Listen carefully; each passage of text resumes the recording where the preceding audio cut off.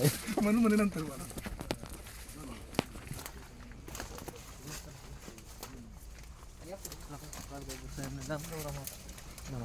तर सर्वांना माझे म्हणजे एक विनंतीला मान देऊन तुम्ही सर्वजण आलेला आहात. तर मित्र हो, आपण द्राक्ष बागेची परिस्थिती पाहता आलेलो आहेत. परंतु आपल्या इंदापूर तालुक्यातील जे काही आणि बारामती तालुक्यातील जे जे एक जाणकार बहादर शेतकरी आहेत, जरी द्राक्ष शेतीला वाईट दिवस असले तरी लोकांनी द्राक्ष टिकवून ठेवल्या आणि आपल्या भागामध्ये काळ्या रंगाच्या द्राक्षाला म्हणजे वातावरण सूट म्हणा आणि चांगल्या क्वालिटीची द्राक्षे, मग तुमचं बोरी भाग असेल, तरंगवाडी असेल, वरकुटे असेल, इंदापूर असेल, भाटनिमगाव असेल, अवसरी असेल, बावडा असेल, गणेशवाडी असेल, वकील वस्ती, या सर्व भागातील शेतकरी चांगल्याच क्वालिटीची द्राक्ष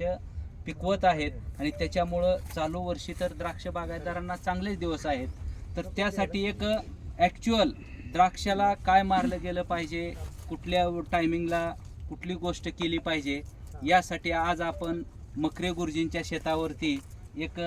द्राक्ष पीक पाहणी कार्यक्रमाचं आयोजन केलेलं आहे, जेणेकरून तुम्हाला खरोखरच म्हणजे वेळोवेळी उत्पादन खर्च कमी करण्यासाठी एक काय मारलं पाहिजे, वेळोवेळी या द्राक्षामध्ये जे काय आंतरमशागतीची कामे असतील किंवा द्राक्षाची जी काय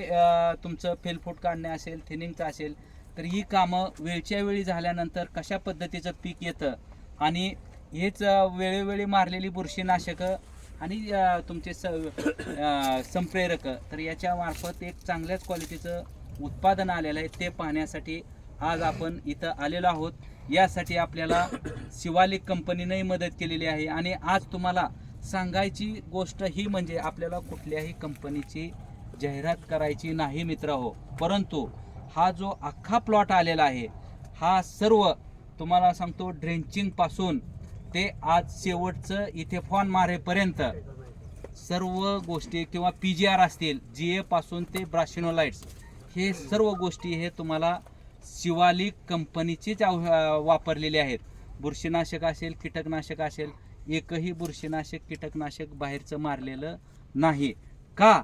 तर तुम्हाला मला हे सांगायचं आहे मित्र हो की आज आपले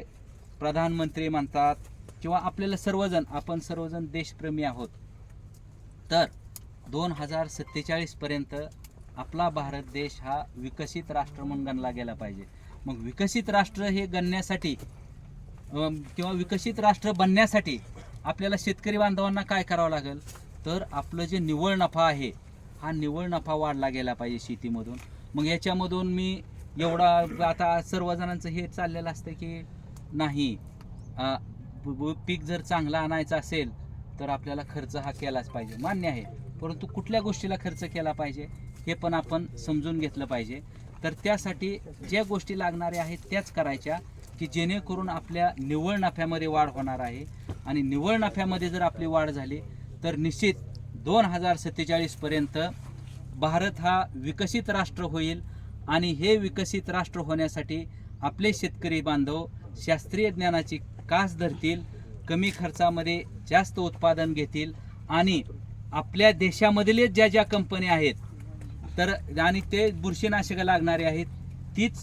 वापरतील, निव्वळ नफ्यामध्ये वाढ करतील आणि 2047 पर्यंत आपला भारत हा विकसित भारत म्हणून गणला जाईल आणि त्याची सुरुवात आपल्या ह्या इंदापूर तालुक्यामधूनच होणार आहे. आणि त्यासाठी आपण ज्या गोष्टी लागणार आहेत किंवा शेतकऱ्यांसाठी ज्या गोष्टी लागणाऱ्या आहेत तर त्या आपण सुरुवात करणार आहे. त्यासाठी आपल्याला हे तुम्हा सर्वांची म्हणजे मदत लागेल आणि आपण सर्वजण निश्चित काम करू. आणि त्यासाठी आपण ह्या ज्या आपल्या देशामधील कंपन्या आहेत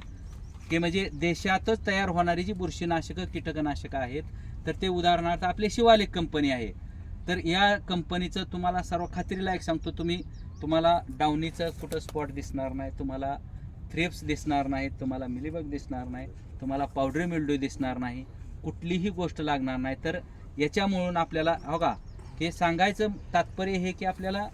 बाजारामध्ये ज्या लेबल क्लेम असणारी शेकडो बुरशीनाशक आहेत, परंतु जे कुठलं वापरायचं, कुठल्या पिरियडला वापरायचं हे जर आपण हे केलं तर निश्चित आपल्याला ह्याच्यामधून निव्वळ नफ्यामध्ये वाढ होईल आणि एवढं आपल्याला सांगायचं तात्पर्य हेच होतं.